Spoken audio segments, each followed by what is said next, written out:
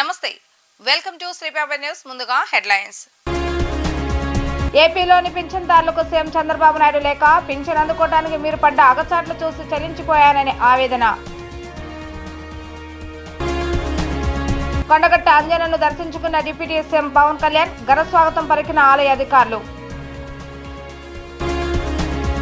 Electronic voting machine VVPAT గోదామును పరిశీలించిన CEO Mukesh Kumar Meena, జిల్లా collector సృజన. ఏపీలోని పింఛన్దారులకు సీఎం చంద్రబాబు నాయుడు లేఖ రాశారు. పింఛన్ అందుకోవటానికి మీరు పడ్డ అగచాట్లు చూసి చెల్లించిపోయానని అన్నారు. ఏ ఆకాంక్షలతో మీరు ఓటేసి గెలిపించారో వాటిని నెరవేర్చడమే మా తక్షణ కర్తవ్యం అని ఆయన వెల్లడించారు. మాటిచ్చినట్లే పింఛన్ మీ ఇంటి వద్దకే అందజేస్తానని ఆయన చెప్పుకొచ్చారు. ఏ ఆకాంక్షలతో మీరు ఓటు వేసి మమ్మల్ని గెలిపించారో వాటిని నెరవేర్చడమే మా తక్షణ ప్రథమ కర్తవ్యం అంటూ ఆంధ్రప్రదేశ్ ముఖ్యమంత్రి చంద్రబాబు నాయుడు రాష్ట్రంలోని పింఛన్దారులకు బహిరంగంగా లేఖ రాశారు.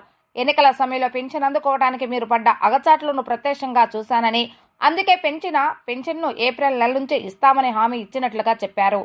తాజాగా జూలై 1న రాష్ట్రంలోని 28 వర్గాలకు చెందిన 65,18,496 మంది పింఛన్ లబ్ధిదారులకు ఇంటి వద్దనే అందజేస్తామని చంద్రబాబు నాయుడు తెలిపారు.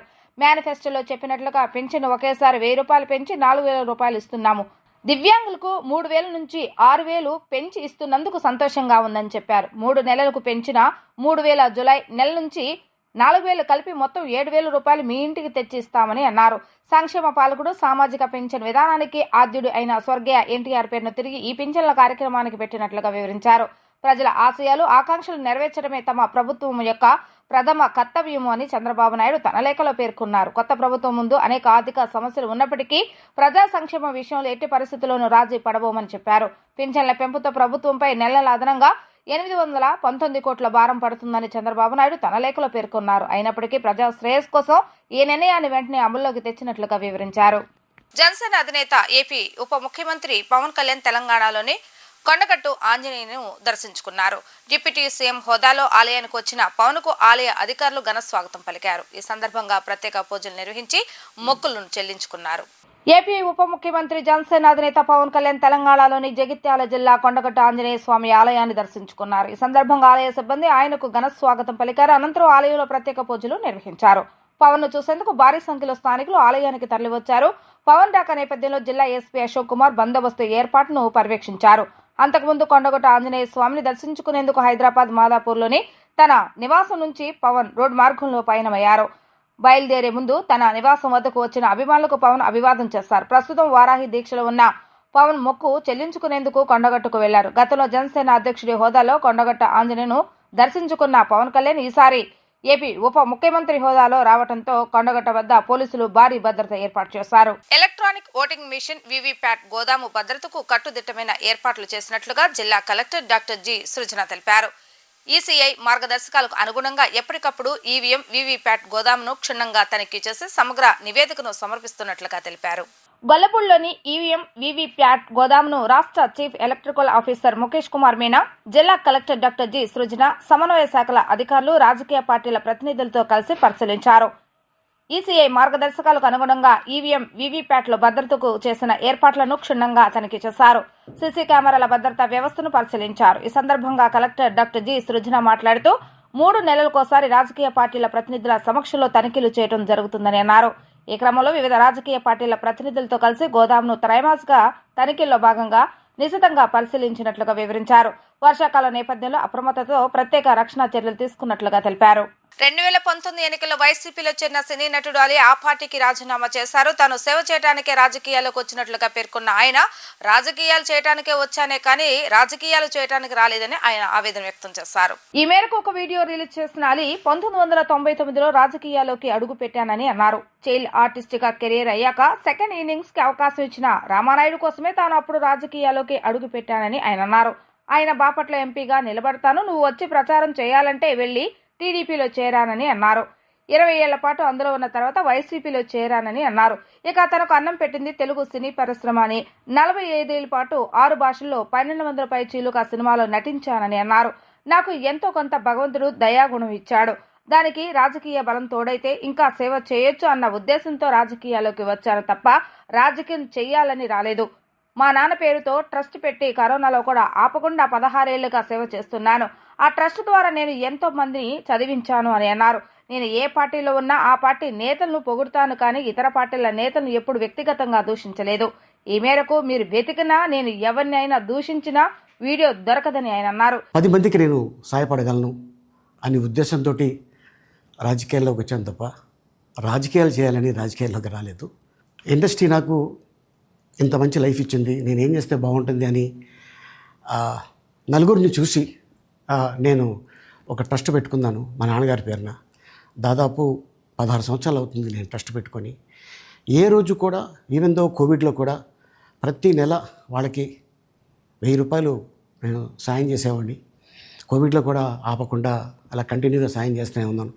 చాలామందిని నా కుటుంబంలో అవ్వచ్చు, బయట వాళ్ళు అవ్వచ్చు, చుట్టాల్లో అవ్వచ్చు, చాలామందికి చదివించాను నేను. అండ్ అలాగే మా తల్లిదండ్రులు నాకు ఇచ్చిన ఒక గుణం అది అందరితో పంచుకోవాలని చెప్పి ఉద్దేశంతో నేను ట్రస్ట్ కూడా పెట్టుకున్నాను. నా ఇన్కంలో దాదాపు 20% నేను ట్రస్ట్కి ఇవ్వటం జరుగుతుంది. గతంలో కూడా చెప్పా, ఫారిన్ కంట్రీస్లో ఏదైనా ఈవెంట్స్ చేస్తే దాంట్లో నుంచి 60% ట్రస్ట్కి వెళ్ళి 40% నేను తీసుకునేవాడిని. సో ఇట్లాగా చాలా సేవలు చేసి ఉన్నాను కాబట్టి ఈ మాట కూడా నేను మీకు చెప్పుకుంటున్నాను. అండ్ అలాగే నేను వ్యక్తిగతంగా ఎవరి మీద ఏ పార్టీలో ఉన్నా కూడా నేను నా పార్టీ గురించి నేను పొగుడుతాను, అక్కడ ఉన్న వ్యక్తి ఎమ్మెల్యే క్యాండిడేట్ గురించి నేను పొగుడుతాను, నా నాయకుడిని నేను పొగుడుతాను తప్ప ఎప్పుడు ఎవరిని కూడా ఒక మాట అంటాం కానీ వాళ్ళ లైఫ్ గురించి కానీ వాళ్ళ పర్సనల్ లైఫ్ గురించి కానీ ఎప్పుడు కూడా ఏ వేదిక మీద కూడా మీరు వెతికినా కూడా దొరకదు. అండ్ అలాగే సో నేను ఈ రోజున మీ ముందుకి రావడానికి కారణం ఏంటంటే నేను ఏ పార్టీ మనిషిని కాదు, ఏ పార్టీ సపోర్టర్ని కాదు. ఐఎమ్ జస్ట్ కామన్ మ్యాన్గానే ఉండి ఇక నా సినిమాలు నా షూటింగ్లు నేను చేసుకుందామని చెప్పేసి అనుకుంటున్నాను. That's it. ఈ మాట చెప్పడానికే నేను మీ ముందుకు వచ్చాను. సో నేను ప్రతి 5 సంవత్సరాలకు ఒకసారి ఎలక్షన్లో మీరు వెళ్ళి ఎలా ఓటేస్తారో నేను కూడా ఒక కామన్ మ్యాన్గా వెళ్ళి ఓటేసి వస్తాను. సో రాజకీయాలకి స్వస్తి, గుడ్ బై. బంగాళాఖాతంలో అల్పపీడనం ఏర్పడింది. దీని ప్రభావంతో భారీ వర్షాలు కురుస్తాయని వాతావరణ శాఖ అంచనా వేసింది. ఉత్తర ఒడిశా తీరం సమీపంలో బంగాళాఖాతంలో అల్పపీడనం ఏర్పడినట్లుగా వాతావరణ శాఖ వెల్లడించింది. దీని ప్రభావంతో ఓ మోస్తారు నుంచి భారీ వర్షాలు కురుస్తాయని అంచనా వేసింది. శనివారం, ఆదివారం 15 జిల్లాల్లో బలమైన గాలులతో కూడిన ఓ మోస్తారు వర్షాలు కురుస్తాయని హైదరాబాద్ వాతావరణ కేంద్రం వెల్లడించింది. అల్పపీడనం రుతుపవనాలు చురుగ్గా మారడంతో ఉత్తర కోస్తాకు భారీ వర్ష సూచన చేసింది వాతావరణ శాఖ. కొన్ని ప్రాంతాల్లో భారీ వర్షాలు కురిసే అవకాశం ఉందని, గంటకు 55 కిలోమీటర్ల వేగంతో ఈదురుగాలు వీస్తాయని పేర్కొంది. మత్స్యకారులు వేటకు వెళ్లొద్దని అధికారులు సూచనలు చేశారు.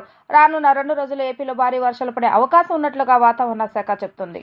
ఆ పనులకు అండగా మంత్రి లోకేష్ ప్రజా దర్బారుకు వినతులు వెల్లువెత్తుతున్నాయి. సమస్యలు విన్నవించేందుకు రాష్ట్ర నలుమూల నుంచి జనం భారీగా తరలివస్తున్నారు. కష్టాల్లో ఉన్న ప్రజలకు అండగా నిలిచేందుకు యువనేత రాష్ట్ర మంత్రి నారా లోకేష్ చేపట్టిన ప్రజా దర్బారుకు వినతులు వెల్లువెత్తుతున్నాయి. తమ సమస్యలు చెప్పుకునేందుకు మంగళగిరి నియోజకవర్గంతో పాటు రాష్ట్ర వ్యాప్తంగా వివిధ జిల్లాల నుంచి ప్రజలు ఉండవల్లిలోని విద్యా, ఐటీ, ఎలక్ట్రానిక్స్ శాఖ మంత్రి నారా లోకేష్ నివాసానికి వస్తున్నారు. వర్షాన్ని సైతం లెక్క చేయకుండా ఉదయం నుంచే యువనేతను నేరుగా కలిసి సమస్యలు విన్నవించుకునేందుకు బారులు తీరారు. ప్రతి ఒక్కరి సమస్యను విన్న యువనేత ఆయా సమస్యల పరిష్కారానికి తగిన చర్యలు తీసుకుంటామని వారికి భరోసా ఇచ్చారు. సమస్యలను సంబంధిత శాఖలకు పంపి సత్వర పరిష్కారానికి సిబ్బందికి ఆదేశాలను జారీ చేశారు. ఆయా సమస్యలను పరిష్కరిస్తానని నారా లోకేష్ వారికి భరోసా ఇచ్చారు. పెన్షన్ల పంపిణీపై జిల్లా కలెక్టర్లతో CS Neerabh Kumar Prasad video conference నిర్వహించారు. జూలై 1వ తేదీ ఉదయం 6 గంటల నుంచి పెన్షన్ల పంపిణీ మొదలు పెట్టాలని ఆదేశించారు. సచివాలయం ఉద్యోగులు ఇంటింటికి వెళ్లి పెన్షన్ పంపిణీ చేయాలని స్పష్టం చేశారు. ఒక్కొక్క ఉద్యోగికి 50 ఇళ్లు కేటాయించారు. అదనంగా ఉద్యోగులు అవసరమైతే ప్రభుత్వ ఉద్యోగులను మాత్రమే వినియోగించాలని క్లారిటీ ఇచ్చారు. అబద్దాలు, అసత్యాలతో పోలవరం ప్రాజెక్టుపై సీఎం చంద్రబాబు నాయుడు శ్వేతపత్రం విడుదల చేశారని మాజీ మంత్రి అంబటి రాంబాబు ఆరోపించారు. కేంద్ర ప్రభుత్వం చేయవలసిన ప్రాజెక్టును మీరు ఎందుకు తీసుకున్నారని అంబటి ప్రశ్నించారు. ప్రస్తుతం పోలవరం ప్రాజెక్టుకు సంబంధించి తమపై మీరు చేస్తున్న విమర్శలు చూస్తుంటే ఆ ప్రాజెక్టును మీరు పూర్తి చేసేటట్లే లేరని విషయం అర్థమవుతుందని ఆయన అన్నారు. ఏపీ సీఎం చంద్రబాబు నాయుడు నేడు పోలవరం ప్రాజెక్టుపై శ్వేతపత్రాన్ని విడుదల చేశారు. ఈ సందర్భంగా గత వైసీపీ ప్రభుత్వాన్ని చంద్రబాబు నాయుడు తీవ్రంగా విమర్శించారు. ఈ నేపథ్యంలో వైసీపీ నేత, మాజీ నీటిపారుదల శాఖ మంత్రి అంబటి రాంబాబు స్పందించారు. చంద్రబాబు నాయుడు వల్లే పోలవరం నాశనం అయిందని అన్నారు. పోలవరం జాతీయ ప్రాజెక్టు అయినప్పుడు దాన్ని రాష్ట్ర ప్రభుత్వం ఎందుకు తీసుకుందని సూటిగా ప్రశ్నించారు. కేంద్ర ప్రభుత్వం చేపట్టాల్సిన పోలవరం ప్రాజెక్టును రాష్ట్ర ప్రభుత్వం తీసుకోవాల్సిన అవసరం ఏంటని అంబటి రాంబాబు నిలదీశారు. వేల కోట్ల విలువైన ప్రాజెక్టు కాబట్టే నాడు చంద్రబాబు నాయుడు ప్రభుత్వం పోలవరం నిర్మాణాన్ని తలకెత్తుకుందని విమర్శించారు. కమిషన్లు కొట్టేయడానికే పోలవరం ప్రాజెక్టును తీసుకున్నారని ఆరోపించారు. డబ్బులు కొట్టేయడానికే పోలవరం ప్రాజెక్టును చంద్రబాబు నాయుడు తీసుకున్నారని ప్రధాని మోడీనే అన్నారని అంబటి రాంబాబు వెల్లడించారు. పోలవరం ప్రాజెక్టు చంద్రబాబు నాయుడుకు ఏటీఎం లాగా మారిపోయిందని మోడీ అన్నారంటే దాని అర్థం ఏమిటి అని ప్రశ్నించారు. పోలవరం ప్రాజెక్టు చంద్రబాబు నాయుడు ఎందుకు తీసుకున్నారన్నది ఏ కాంట్రాక్టుకైనా అర్థమవుతుందని వ్యాఖ్యానించారు. కేంద్ర ప్రభుత్వమే చేసి ఇవ్వాలి, ఇది కదా చట్టం, అవునా కదా? ఎందుకు మనం కట్టాల్సి వచ్చిందబ్బా?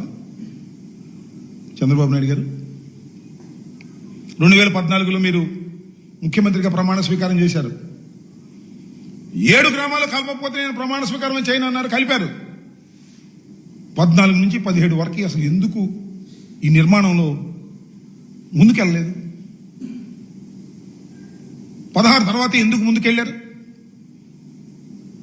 కేంద్ర ప్రభుత్వం దగ్గర నుంచి ఈ ప్రాజెక్టు మీరు ఎందుకు తీసుకున్నారు అని నేను చాలాసార్లు అడిగాను. కేంద్ర ప్రభుత్వం చేయవలసినటువంటి పోలవరం అనే జాతీయ ప్రాజెక్టుని రాష్ట్ర ప్రభుత్వం ఎందుకు నిర్మించాలని తలపెట్టింది? ప్లీజ్ సమాధానం చెప్పండి చంద్రబాబు నాయుడు గారు. రాష్ట్ర ప్రజలకు సమాధానం చెప్పండి. మీరు అధికారంలో ఉన్నప్పుడు చేసినటువంటి గొప్ప పని చరితాత్మకమైన తప్పిదం. నెంబర్ 1, చరితాత్మకమైన తప్పిదం. ఎందుకు చేశారండి మీరు? ఇక్కడ ఒక ప్రశ్న అడుగుతా. కేంద్ర ప్రభుత్వం ఏముందంటే నీతి ఆయోగ్, రాష్ట్ర ప్రభుత్వం మేము చేస్తామని అడిగింది అందుకని ఇచ్చామన్నారు. చంద్రబాబు నాయుడు గారు ఏం చెప్పారు తెలుసా అసెంబ్లీలో? అప్పుడు కేంద్ర ప్రభుత్వం మన తీసుకోమంది, అందువల్ల మేము తీసుకున్నాం అన్నాడు. ఇంతవరకు క్లారిటీ లేదు. కేంద్ర ప్రభుత్వం తీసుకోమందా, మీరు అడిగి తీసుకున్నారా? కేంద్రాన్ని అడిగితేనేమో రాష్ట్ర ప్రభుత్వం అడిగింది కాబట్టి మేము ఇచ్చామన్నారు. మిమ్మల్ని అడిగితేనేమో కేంద్ర ప్రభుత్వం తీసుకోమంది, మేము తీసుకుందాం అన్నారు. ఏంటి కథ? గడ్కరీని వెళ్ళి కలిసామంటారు. ఎందుకు కలిశారబ్బా? కేంద్ర ప్రభుత్వం దగ్గర నుంచి తీసుకోవడం కోసం కలిశారు. ఎందుకు మీరు తీసుకున్నారు? కేంద్ర ప్రభుత్వం చేయవలసినటువంటి ప్రాజెక్టును మీరు తీసుకోవడానికి గల కారణం ఏమిటి? మీరు చెప్పరు, నేను చెప్తా. కొట్టేద్దామని. వేల కోట్ల రూపాయల ప్రాజెక్టు కదా ఇది. బిల్లులు మనం ముందు బిల్లులు మనం పే చేస్తాం రాష్ట్ర ప్రభుత్వం, తర్వాత కేంద్ర ప్రభుత్వం బిల్లులు ఇస్తుంది. సరే తీసుకుంటే తీసుకున్నావు, ఏ రేట్ల మీద తీసుకున్నావయ్యా? నాకు అర్థం కాలేదు. నారా చంద్రబాబు నాయుడు గారు 13-14 రేట్ల పేరునే చేసేస్తామని 16 తీసుకున్నారు. 16ని కేంద్ర ప్రభుత్వం రాష్ట్ర ప్రభుత్వం చేయవలసిందిగా ఇచ్చింది. ఏ రేట్ల ప్రకారం? 16వ సంవత్సరంలో రేట్ల ప్రకారం కాదు.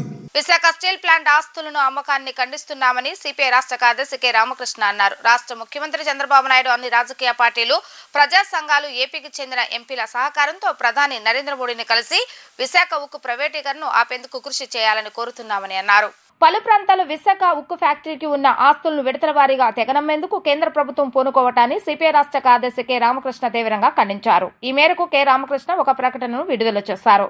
విశాఖ స్టీల్ ప్లాంట్ క్వార్టర్ను అమ్మేందుకు కేంద్ర ప్రభుత్వం సిద్ధమవుతుందని ఆరోపించారు. విశాఖపట్నంతో పాటు హైదరాబాద్, చెన్నై, రాయ్బర్లో ఉన్న విశాఖ ఉక్కు ఫ్యాక్టరీ ఆస్తులు కూడా విడతల వారీగా అమ్మేందుకు పూనుకుంటుందని అన్నారు. సార్వత్రిక ఎన్నికల ప్రక్రియ ముగిసిన నూతన ప్రభుత్వం ఏర్పాటైన తర్వాత కూడా విశాఖ ఉక్కు ఫ్యాక్టరీపై ఉక్కుపాదం మోపటం దుర్మార్గమని అన్నారు. విశాఖలో ఉన్న స్టీల్ ప్లాంట్ తీసేసి అక్కడ సెక్రటరియట్ భవనాలు నిర్మిస్తే బాగుంటుందని గత ముఖ్యమంత్రి జగన్మోహన్ రెడ్డి వ్యాఖ్యానించారు. ప్రస్తుత ముఖ్యమంత్రి చంద్రబాబు నాయుడు ఆనాడు ప్రతిపక్షంలో ఉన్నప్పుడు విశాఖ ఉక్కు ఫ్యాక్టరీ ప్రైవేటీకరణ నుండి కాపాడుతామని హామీ ఇచ్చి అధికారంలోకి వచ్చారు. 32 మంది ప్రాణ త్యాగాలతో ఆంధ్రుల హక్కుగా బాసిల్లుతున్న విశాఖ ఉక్కు ఫ్యాక్టరీ అమ్మకాన్ని వ్యతిరేకిస్తూ ప్రధాని నరేంద్ర మోడీతో ముఖ్యమంత్రి చంద్రబాబు నాయుడు కలిసి మాట్లాడవలసిన అవసరం ఎంతో ఉందని అన్నారు. బీజేపీ రాష్ట్ర అధ్యక్షురాలైనటువంటి పురంధేశ్వరి కేంద్ర స్టీల్ మంత్రిని కలిశామని చెబుతున్నారు. కానీ విశాఖపట్నం ప్రైవేటీకరణ విషయం అంశమై ప్రధాని నరేంద్ర మోడీని కలిసి ఒత్తిడి చేయాలే కానీ కేంద్ర ఉక్కు శాఖ మంత్రిని కలిసి కాదని స్పష్టం చేశామన్నారు. విశాఖ స్టీల్ ప్లాంట్ క్వార్టర్స్ ఏవైతే ఉన్నాయో వాటిని ఇవాళ అమ్మడానికి ప్రభుత్వం పూనుకుంటా ఉంది. అదేవిధంగా హైదరాబాద్లో, చెన్నైలో, రాయ్బరేలీలో ఏవైతే స్టీల్ ప్లాంట్ ప్రాపర్టీస్ ఉన్నాయో అన్నీ ఒకదాని తర్వాత ఒకటి తెగ నమ్మడానికి కోరుకుంటాము. అన్నిటికంటే ముఖ్యంగా ఇవాళ ప్రభుత్వం మారిన తర్వాత కూడా, ఎన్నికల తర్వాత కూడా ఏమైనా మార్పు వస్తుందంటే మార్పు ఏమాత్రం కూడా కనపడడం. గతంలో ఉన్న ముఖ్యమంత్రి ఏమో ఒకేసారి విశాఖ స్టీల్ ప్లాంట్ తీసేసి అక్కడ సెక్రటరీ కడితే బాగుంటుంది, రాజధాని నిర్మాణం చేసి బాగుంటుంది అన్నట్లు వార్తలు వస్తాయి.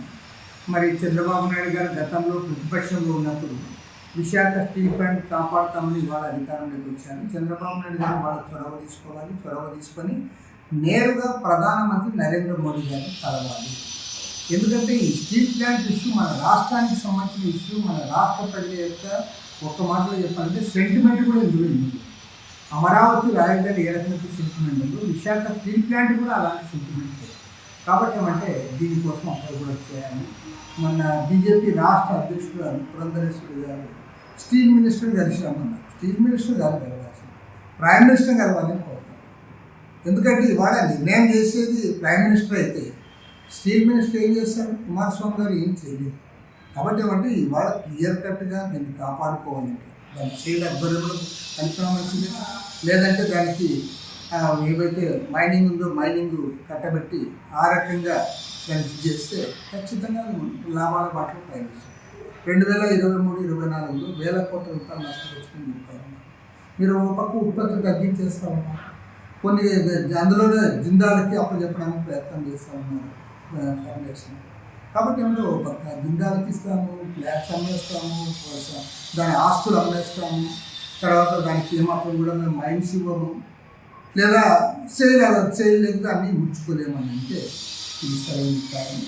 కాబట్టి ఏమంటే దీన్ని ఒక సీరియస్ అంశంగా తీసుకొని మన రాష్ట్ర ముఖ్యమంత్రి చంద్రబాబు నాయుడు గారు అన్ని పార్టీల సహకారంతో, ఎంపీల సహకారంతో ప్రభుత్వం పైన ప్రత్యేకించి ప్రైమ్ మినిస్టర్ని కలిసి ఈ ప్రైవేటీకరణ ఆపాలని కోరుతారు. వార్తలు ముగించే ముందు హెడ్లైన్స్ మరొకసారి. ఏపీలోని పింఛన్దారులకు సీఎం చంద్రబాబు నాయుడు లేక పింఛన్ అందుకోవడానికి మీరు పడ్డ అగచాట్లు చూసి చలించిపోయానని ఆవేదన. కొండగట్ట అంజనను దర్శించుకున్న డిప్యూటీ సీఎం పవన్ కళ్యాణ్ ఘన స్వాగతం పలికిన ఆలయ అధికారులు. ఎలక్ట్రానిక్ ఓటింగ్ మెషిన్ వీవీప్యాట్ గోదామును పరిశీలించిన సీఈఓ ముఖేష్ కుమార్ మీనా, జిల్లా కలెక్టర్ సృజన. ఇవి ఈ రోజు వార్తా విశేషాలు. మరలా తిరిగి ప్రసారమే వార్తల్లో మళ్ళీ కలుద్దాం. అంతవరకు సెలవు, నమస్కారం.